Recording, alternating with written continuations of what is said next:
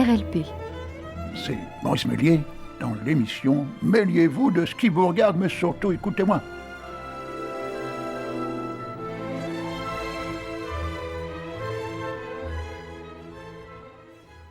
Chers amis, chères auditrices préférées, chers auditeurs presque préférés, je vous annonce une grande nouvelle. Cette semaine, il y aura 2 jours de la femme. Un dans la semaine et un aujourd'hui. Voilà, vous méritez bien, mesdames, mais vous méritez même plus que ça. Engueulez un peu vos maris, vos amants, parce qu'ils devraient vous faire les journées de la femme tous les jours. Ils devraient, je sais pas, vous prendre dans leurs bras, vous embrasser, vous retirer la petite culotte. Oh, que c'est beau, voilà, ça tous les jours. Sauf si vous êtes fatigué, vous avez mal à la tête. Souvent, les femmes le soir disent « Oh non, pas question, j'ai mal à la tête. » Bon, mais lui, il a pas mal à la tête, l'homme. Bon, non, arrête d'être grivois, Maurice. Bon, alors, donc, journée de la femme, ça veut dire qu'on va entendre que des femmes chanter, voilà. Alors, pas beaucoup, parce que vous savez, je suis tellement bavard qu'en une demi-heure, il n'y a que 2 gonzesses qui peuvent passer, c'est tout. Bon, et un gonze qui n'arrête pas de parler. Mais je parle pas que pour moi, je parle aussi pour les grands poètes. Vous savez que je raconte pas que mes poèmes à moi. Encore que là, je vais vous raconter le premier poème, ça sera le mien, voilà. Parce qu'on n'est jamais aussi bien servi que par soi-même, d'accord ? C'est pareil quand vous amenez un plat bien cuisiné. Bon, qui c'est qui se sert le premier ? C'est le mari. Il n'a pas honte. Alors que c'est vous qui devriez être le servi la première. Et vous servez vous-même, puisque c'est vous qui l'avez fait, ce plat. Vous voyez un petit peu comment il faut être dans la vie. Allez. Quand un navet fait un bide. Vous savez ce que c'est qu'un bide, C'est de faire une connerie, une erreur, tout ce qu'on va. Et alors, figurez-vous que mon protège-slip me faisait mal aux pieds, tellement il tirait sur mes cordes vocales musclées et qui, grâce à un masseur, pour que je puisse enfin chanter dans la chorale des bras cassés d'un bled paumé. Ouais. Bon, alors le bled paumé, je sais pas s'il y a des chorales. Bon, à Périgueux, il y a plein de chorales, ouais. D'ailleurs, j'ai en face de moi un monsieur qui fait de la chorale, ouais. Et qui va bientôt chanter Carmina Burana, ouais. Vous savez, ce fameux morceau fantastique, issu des moines défroqués du Moyen-Âge, ouais. Et ils ne disent pas pourquoi ils se sont défroqués. Parce qu'ils en avaient marre de prier, ils en avaient marre qu'il n'y avait pas de femmes autour d'eux, voilà, c'est peut-être pour ça. Bon, mais je vous ferai écouter les versions, les 2 versions, un jour. Et alors donc, mais malgré mes soupirs éculés, je marchais à côté de ma pompe à vélo, afin de ne pas salir ma nouvelle mentalité qui se traînait derrière moi à cause que j'avançais plus vite qu'elle. Mais c'est en arrivant sur le parking du cinéma muet que je compris mon erreur, à vouloir y arriver à tout prix, compris et TTC. Je cherchais par tous les moyens d'y pénétrer avec mon ticket qui était périmé. Mais l'ouvreuse aux Esquimaux, glacés les Esquimaux, parce que je sais pas, mais dans le Sahara, vous avez les Esquimaux, ils tiennent pas. Bon, Esquimaux glacés, qui m'ouvrit les yeux en me lançant un sourire gelé. Elle me fit voir ma place juste près des WC, afin que je puisse vite aller vomir en cas où ce navet de film serait indigeste. Juste au dernier moment, où le mot de fin tant attendu, je pris la poudre d'escampette afin d'aller me remaquiller dans les WC.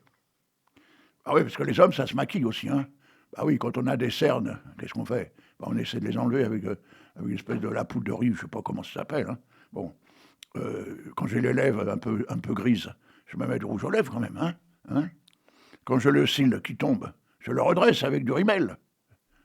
C'est ce que vous faites, mesdames. Bon, alors n'allez pas critiquer un homme qui fait pareil, quand même. Bon, allez, la suite. Et alors, puis on s'entend juste avant de rentrer chez moi, j'étais me chercher chez l'épicier une paire de pantoufles fourrées au foie gras par la charentaise. C'est seulement après les avoir enfilées que je compris mon erreur, car sans le faire exprès, elles étaient toutes les 2 du pied droit. Oh ! Que faire quand on a, comme tout le monde, un pied droit et un pied gauche ? Il me fallait trouver une personne qui avait fait la même chose que moi, mais 2 du pied droit. Je n'ai pas trouvé. Alors, ne vous étonnez pas si vous me voyez marcher sur les mains avec des gants de gaucher. Voilà, ce fut écrit en 2019, à 7h10 du matin, un 7 novembre 2019, et ce poème, je l'ai continué le 15 avril 2024. Vous voyez un petit peu, hein, 5 ans après. Ben, oui, parce que j'avais toujours pas trouvé les pantoufles avec un pied gauche et un pied droit, c'est pour ça. C'est pour ça que j'étais obligé de le continuer, ce poème, 5 ans après. Alors, comme ça faisait 5 ans que je marchais sur les deux mains avec des gants de gauche, vous voyez. J'aurais pu prendre des gants de droite, hein, mais vous savez, je suis plutôt plus à gauche qu'à droite. D'abord, je suis gaucher, donc je ne peux pas être à droite. Un gaucher, ça reste à gauche, hein, c'est normal, bon. Parce qu'un gaucher, c'est un ouvrier.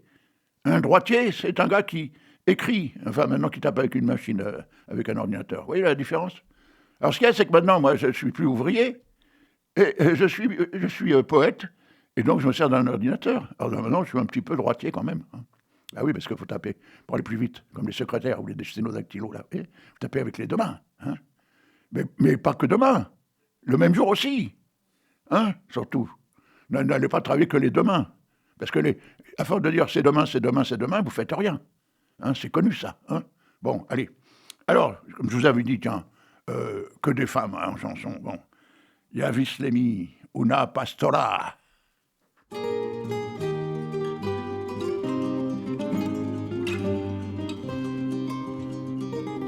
Una pastora yo amé, una hija hermosa, de mi chiques yo la adoré, más que a no a mí. De mi chiques yo la adoré, más que a no a mí. Un día que estábamos en la huerta sentados, le dije yo por ti, mi flor, me muero de amor. Le dije yo por ti, mi flor, me muero de amor.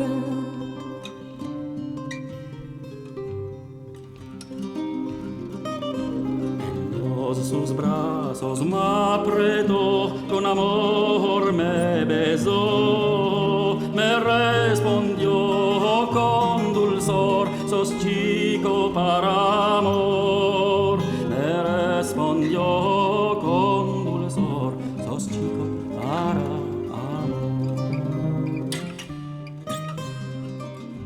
Engrandecí la busqué, otro tomo yo la pedí, ella se olvidó de mí, mas siempre yo la amé.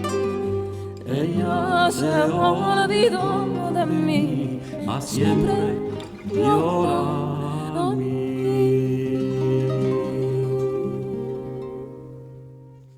Eh bien voilà, vous voyez cette belle voix aussi. Hein.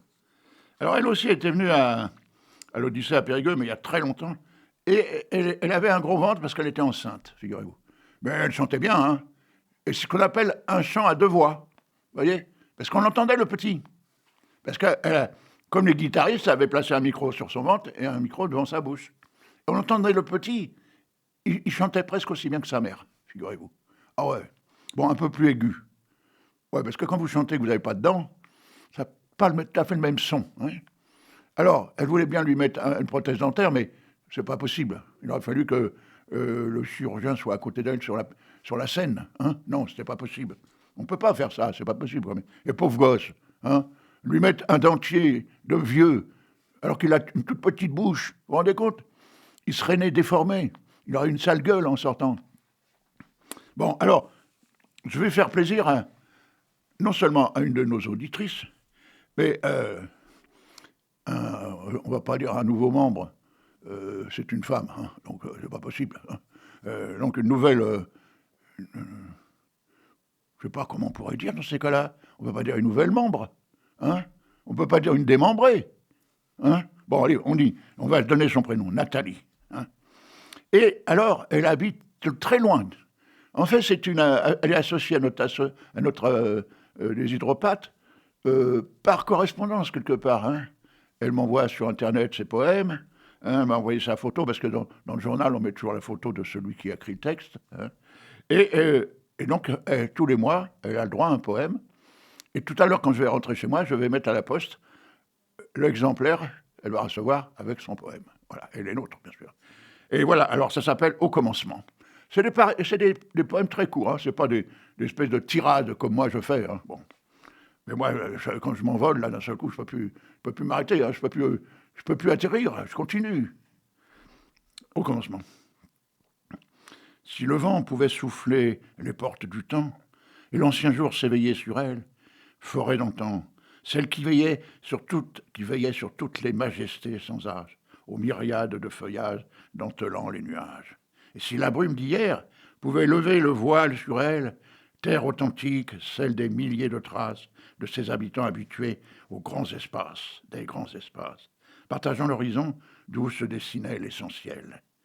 Rêver le privilège de se fondre dans cette intensité, savourer la nostalgie du moment, l'écho de la vie, et puis disparaître sur la pointe de ses secrets, se méfiant des ombres au loin, encore endormis. Voilà. Alors vous êtes perte, vous n'êtes pas encore endormis, là, hein, bon. Réveillez-vous. Voilà. Alors, elle m'envoie donc un poème à chaque fois, moi je lui envoie le journal, on correspond sur Internet, sur Facebook, sur les emails, hein. Et alors, je vais vous relire un de mes poèmes, après tout, je suis là pour ça. Hein, bon, je veux pas, si je lis pas les poèmes de Baudelaire, il n'en a rien à foutre, il va pas m'engueuler. et Rimbaud non plus, hein, vous inquiétez pas. Il n'y a que Victor Hugo. Ah, Victor Hugo, des fois, il me fait des remarques, ouais. Il me dit, hé, Momo. Ben, je dis quoi, qu'est-ce qu'il y a, Victor? Pourquoi tu passes plus mes poèmes? Alors moi, je lui dis, mais tes poèmes sont très longs, sont trop longs. Des fois, il faudrait plus d'une demi-heure pour les lire. Ah, il me dit, bon, la prochaine fois, je vais les raccourcir. Un peu, ouais. Alors, je me suis aperçu qu'il en avait fait des plus courts. Mais je vous les lirai une autre fois. Pour le moment, je vais vous lire un de mes poèmes, pas un de plus, hein, qui fut écrit en 2005 à Angoulême, figurez-vous. C'est peut-être en le lisant que je vais savoir pourquoi j'ai écrit Angoulême. Parce que 2005, vous voyez, ça fait 20 ans quand même. Hein. Et ça s'appelle La nuit des morveux. Vous voyez, les morveux, c'est ceux qui ont la morvonnée. Vous voyez, c'est ça. Hein. J'ai toujours eu cette impression que la mort posait sa main sur mon épaule dans les cauchemars de ma vie nocturne. Parfois, en trouvant un rêve parmi mes nuits agitées, un ange encore vivant caressait ma tête avec d'infinies précautions. En me réveillant brusquement, je ne savais plus où j'étais. L'enfant heureux ou un vieux en avance sur son âge. Comment prévenir les nouveau-nés qui, déjà à leur première heure d'existence, détestaient le fait d'être venus au monde en criant? Vous voyez ce que je vous disais tout à l'heure, hein, pour Ashmina. Hein. Il faudra vite inventer plusieurs paradis sur Terre pour y mettre en attente les plus précoces, afin qu'ils ne soient jamais entiers au risque d'en faire des surdoués.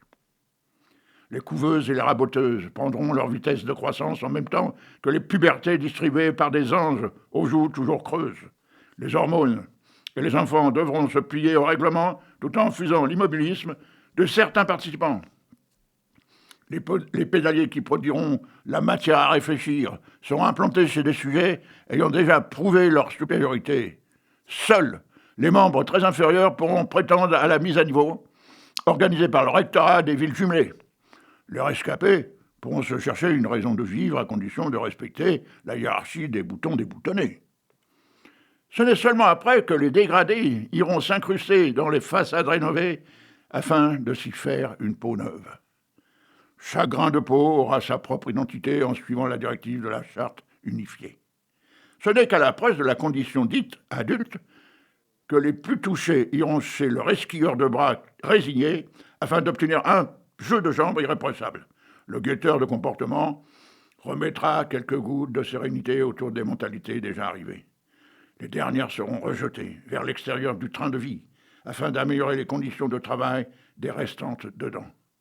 Vers la fin de l'ingratitude des adultes, les séparateurs de majuscules jetteront les capitales afin d'en faire des minuscules individus. Les prénoms et les noms, amputés de leurs attributs, ne seront plus que des objets directement incomplets, ce qui permettra aux nouveaux vieux, restant en course, de faire savoir aux détrousseurs de santé que la porte est ouverte à toute éventualité. Les nouveau-nés et les morveux sont unis afin de créer une nation entre jambes bien élevées. Les lacets de chaque ethnie fabriqués devront être identiques afin de ne pas provoquer la différence dans leur mentalité. Les bras, parce qu'il y a les bas résignés et puis les bras résignés. Les bras résignés seront élevés au pied de la montagne afin d'en faire des préaux. Ils seront pourvus d'un auvent et d'un adjudant afin que les morveux puissent se moucher du pied. Pour les nouveau-nés, le silence devra garder la chambre jusqu'au moment où la mère, des bardeuses, n'aura plus de quoi alimenter la conversation. Ce n'est qu'au moment de la rencontre annuelle entre les deux ethnies que le cordon sera coupé entre le sein et le ventre du nouveau-né. Voilà. Vous vous rendez compte quelle vie, hein? Quelle vie qu'on vit, hein? Ah là là. Si on mettait ça en application, je peux vous dire que le monde serait changé.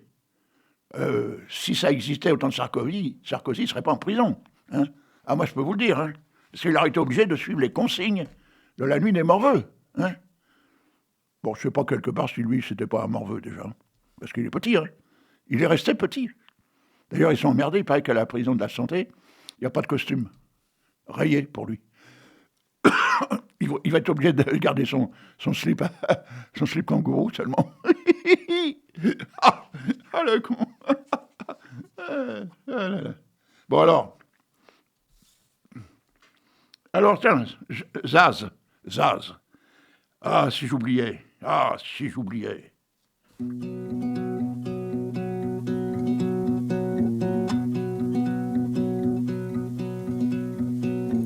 Rappelle-moi le jour et l'année. Rappelle-moi le temps qu'il faisait. Et si j'ai oublié, tu peux me secouer. Et s'il me prend l'envie de m'en aller, enferme-moi et jette la clé. En piqûre de rappel, dis comment je m'appelle. Si jamais j'oublie les nuits que j'ai passées, les guitares et les cris, rappelle-moi qui je suis, pourquoi je suis en vie. Si jamais j'oublie les jambes à mon cou, si un jour je fuis, rappelle-moi qui je suis, ce que je m'étais promis. Rappelle-moi mes rêves les plus fous. Rappelle-moi ces larmes sur mes joues. Et si j'ai oublié combien j'aimais chanter, si jamais j'oublie les nuits que j'ai passées, les guitares et les cris, rappelle-moi qui je suis, pourquoi je suis en vie. Si jamais j'oublie les jambes à mon cou, si un jour je fuis, rappelle-moi qui je suis, ce que je m'étais promis.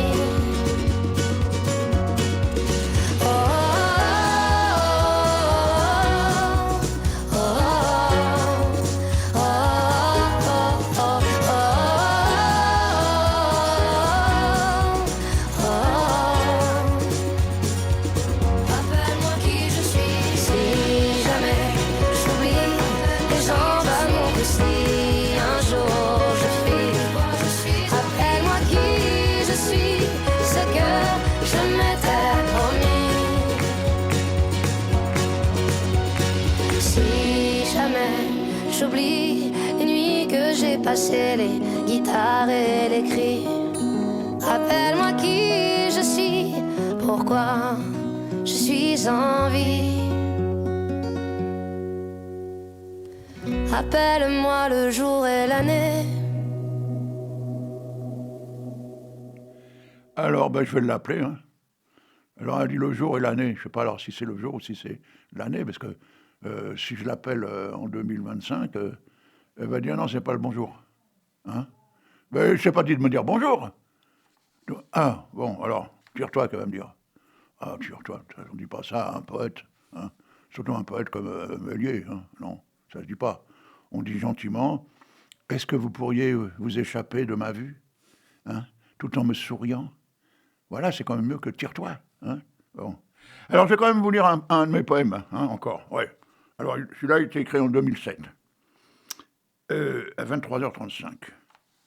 Et il fait suite à une jeune Chinoise qui était venue faire un stage dans mon entreprise.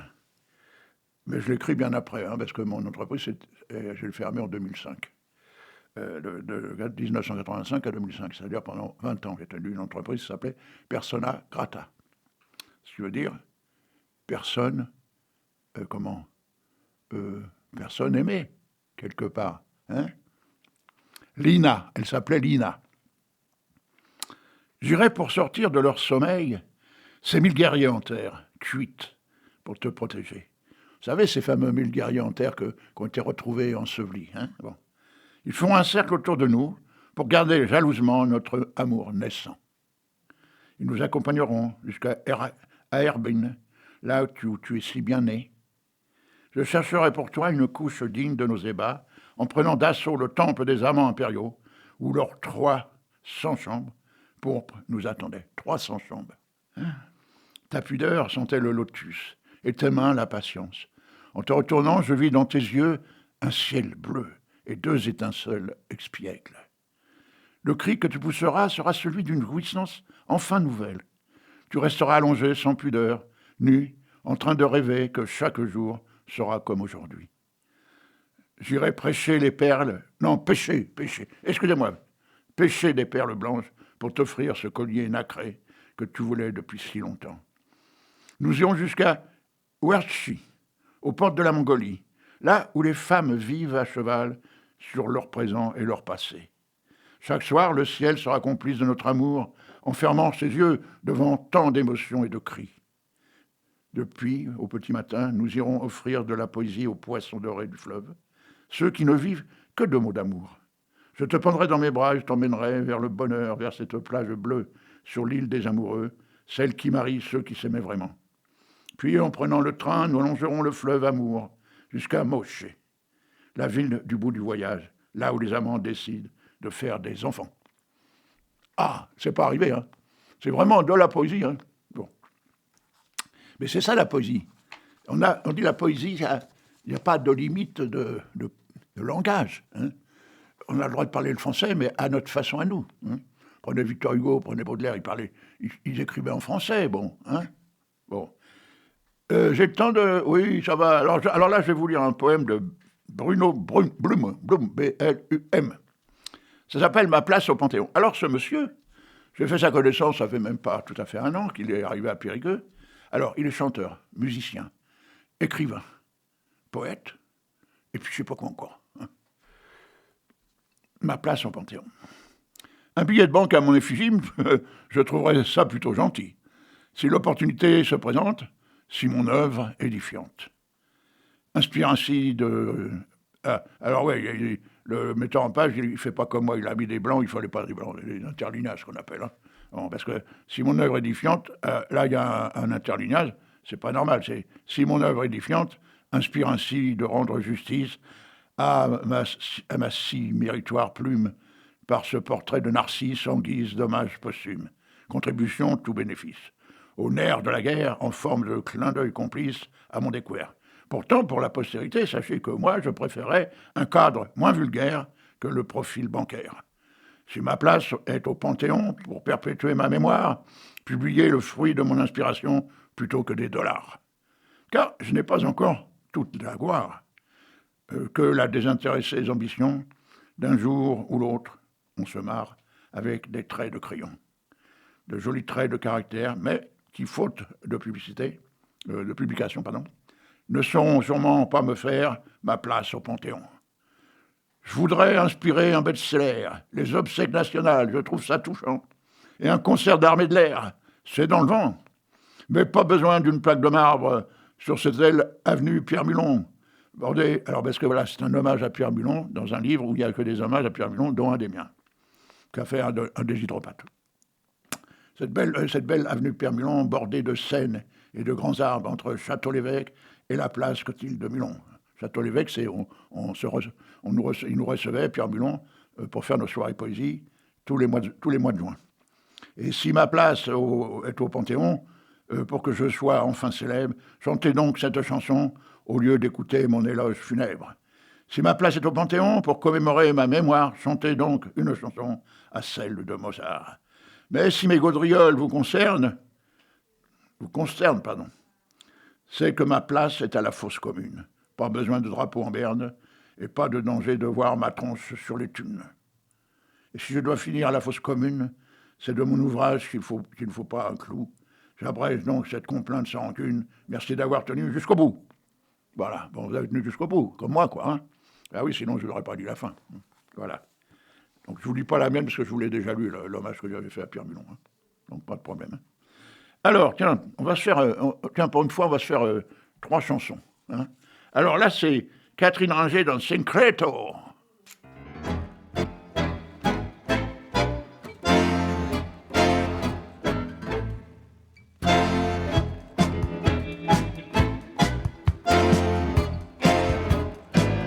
Te cuento un secreto y no digas nada, lo guardo en el fondo de mi corazón. Es una sonrisa cada madrugada, va más allá de la razón. Es mi alma, mi cuerpo, mis manos, mis alas, mi gloria o mi perdición. Él lo sabe todo antes que me guste y abre las puertas de mi intimidad. Burlas o dolor, no hay nada que me asuste y no es por casualidad. Me dio la armonía, el pulso escondido, caricias en mi soledad.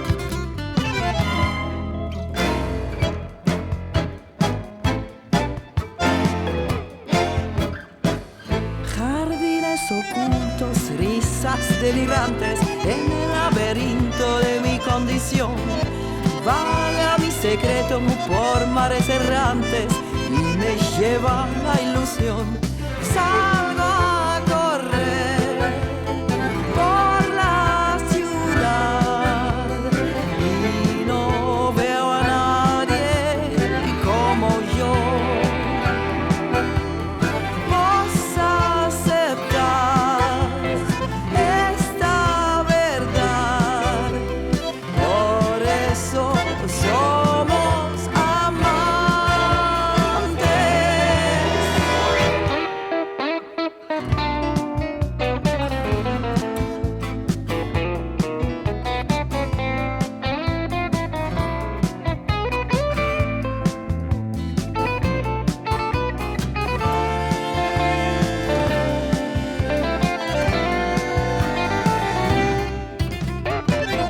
Te cuento un secreto y no digas nada, quizás estés flotando en esta canción.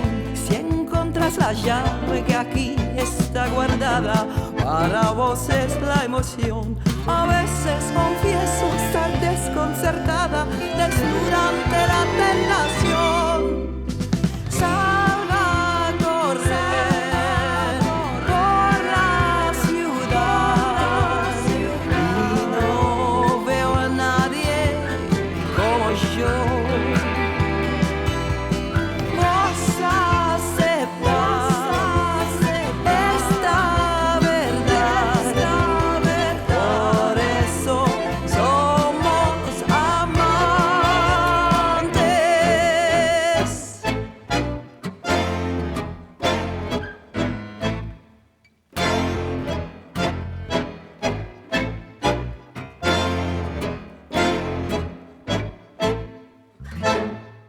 Pom, pom, pom. Eh bien, je vous quitte là-dessus. Hein, et je vous dis à la semaine prochaine. Soyez gentils pendant toute cette semaine. Hein.